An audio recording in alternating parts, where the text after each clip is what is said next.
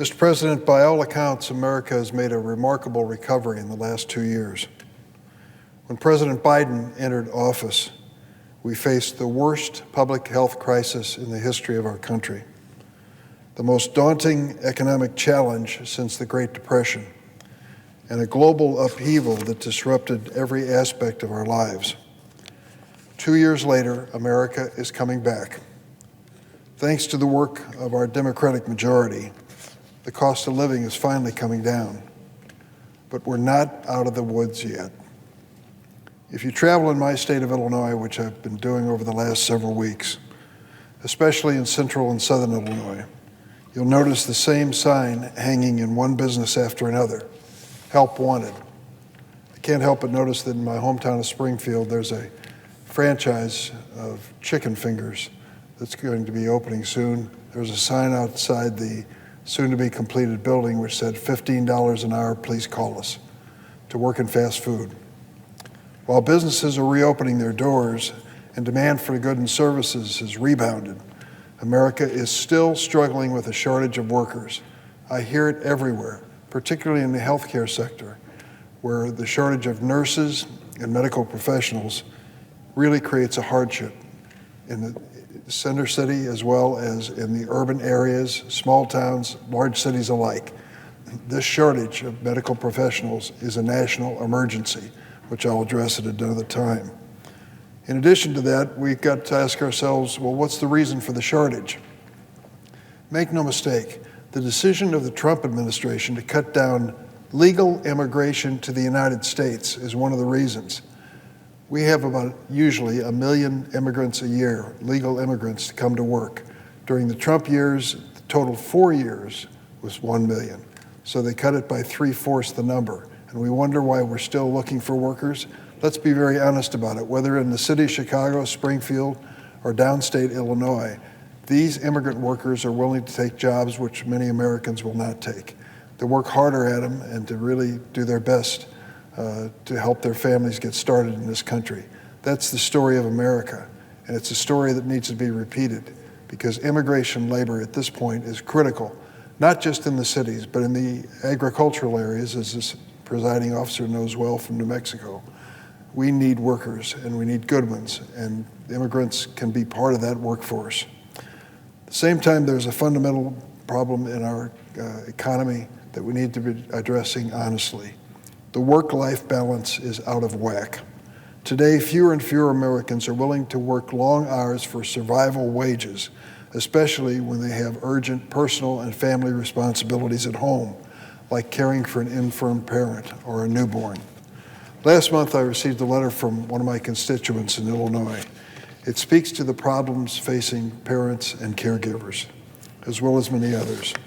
She wrote, and I quote, "My husband and I both have good jobs. We have 3 kids. The cost of child care accounts for over 1/4 of our monthly take-home pay. All of our other bills combined don't even equal it. I can only imagine the burden," she said, "on other families. No wonder unemployment is so high. How can people afford to, or even find child care?" This constituent asked if Congress has any plans to revive the enhanced child tax credit that we included in the American Rescue Plan. I wish I could tell her yes, but sadly, the new Republican majority in the House of Representatives does not even mention this as a priority in the future. Daycare and child care and caregivers are a critical part of family life for so many Americans, and yet the Republicans, at least in the House of Representatives, are ignoring the reality. Beyond the tax credit, the child tax credit, her letter makes one thing clear: our safety net has too many holes in America. And if a parent working full-time job can still fall through that, then clearly we have work to do. I think about that constituent story as we approach the 30th anniversary of the Family and Medical Leave Act this Sunday. Back in 1993, this law passed Congress with broad bipartisan support. And in the decades since, more than 315 million workers have relied on it to take care of themselves and their family members. It's hard to imagine, but in the days before the Family and Medical Leave Act, America had zero federal job protections for workers with a new baby or a sick family member at home. So this law was a massive victory for working families, but today it's just not enough. The Family and Medical Leave Act guarantees 12 weeks of unpaid leave for workers. How does that help pay for the diapers, the formula, medications? Well, it just doesn't. And worse yet, many full-time workers are excluded from the law's basic job protections. In Illinois alone, nearly 60% of working adults don't qualify for unpaid leave under Family Medical Leave Act. 6 out of 10 workers. Here's the bottom line. If you want to get America back to work, you need to back them up. The Family and Medical Leave Act is a promising foundation, but it just isn't enough.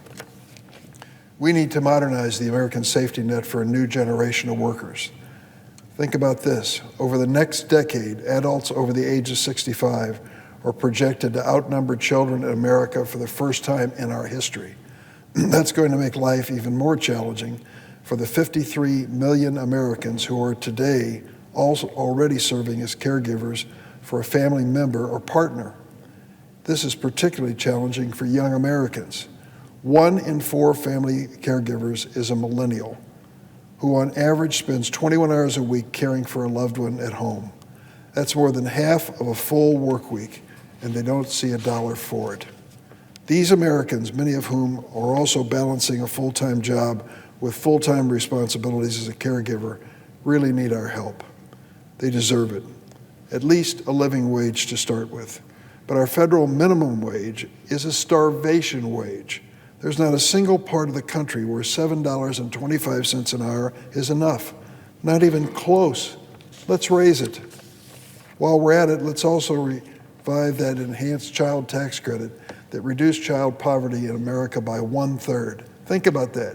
Kids living in poverty were reduced, the total was reduced by 1/3 just from the child tax credit. That's breathing room for a lot of parents to make ends meet. And if we really want to help Americans get back to work, we should start by building on the success of the Family and Medical Leave Act. Today, I'm reintroducing the Caring for All Families Act. It will expand protections of Family Medical Leave Act and ensure a broader range of caregiving relationships are covered.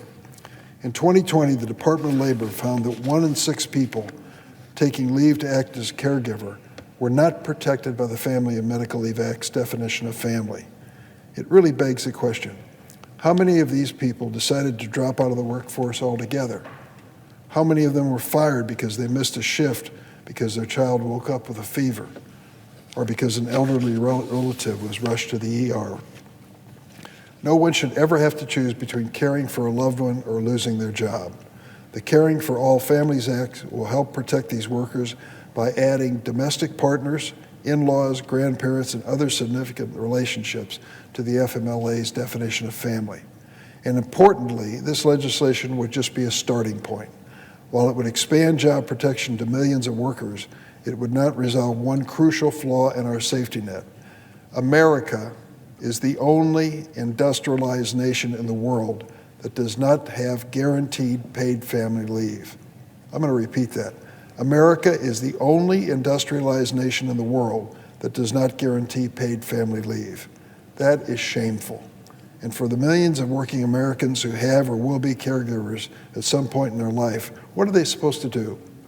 Take on debt? Work even more hours? No. We cannot settle for a system that abandons working families when they need it the most. The American people deserve a safety net that prevents them from drowning, a safety net that provides the peace of mind they need to re-enter the workforce and offers them the assurance that their government has their back. So let's start. Let's pass the Caring for All Families Act and then get to work to ensure access to paid leave for all American workers. Mr. President, I yield the floor. Suggest the absence of a quorum.